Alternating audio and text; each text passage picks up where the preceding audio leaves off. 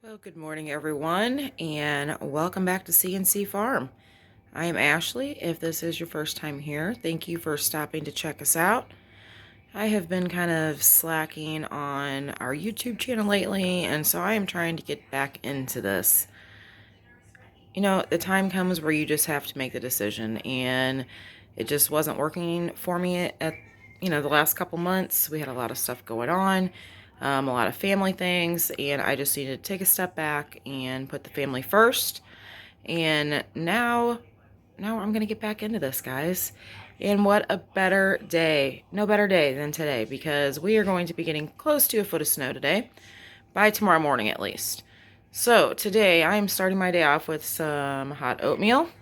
I have already gone out and fed the chickens some hot oatmeal as well, trying to keep those guys warm. I've got some sprouts over there that have been sprouting on the counter. Some might be ready to go, but anyway, I've got sprouts going for the chickens to keep them warm.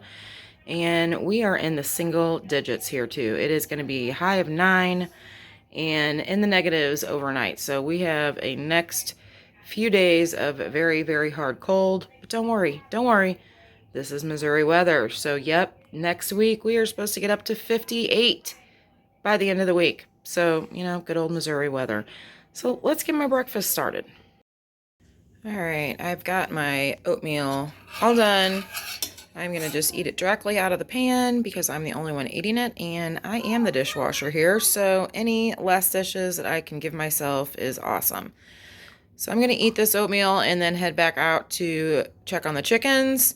I did want to note, if you guys are making oatmeal for your chickens, the way I do mine is I will get my pot of hot water going.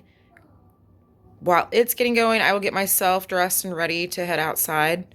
Then by the time I'm ready, the water is just hot enough to be able to pour over the oatmeal and have the rest of the remaining water to give to your chickens if that is how you are giving them hot water and warm water. And in our case, that is what we were doing. I have to lug out hot water out to our coop. It's too far away for extension cords, and we've got no electric out there. So that's my process. You don't need the oatmeal for the chickens super wet and soupy. It just needs to be kind of moist. And that seems to be the perfect time frame for myself to get it out there, get them fed, and be the right texture. Well, it's been coming down for a while now. It is starting to cover everything, but it is very, very, very, very windy. Very windy. It is 8 degrees, so I can only imagine actually what it is with the wind chill. But I can tell you this, you can only be outside a few minutes before your hands are hurting because it is so cold. So we are taking advantage of being indoors today, and I am going to be cooking up a storm. So what I started off with first was some homemade oatmeal applesauce bread. And again, all of my recipes, I will put the link in the description. I also made some French bread. Tried to make some buns out of it, which they turned out good. They were just a little bit fluffy. But I wanted some buns to go with some leftover meatloaf that I was making meatloaf sandwiches with. So when I have leftover meatloaf, my favorite thing to do is the next day sear the meatloaf and put it on a sandwich. It's my favorite. So that's what we had for dinner, was leftover meatloaf, and made it into sandwiches along with some homemade bread. I'm going to be making some chocolate pudding as well. Good bright and sunny morning, everyone. It is the day after the big snowstorm, and I'd say we probably got about 8 inches, 12 inches or more in some spots due to the blowing wind.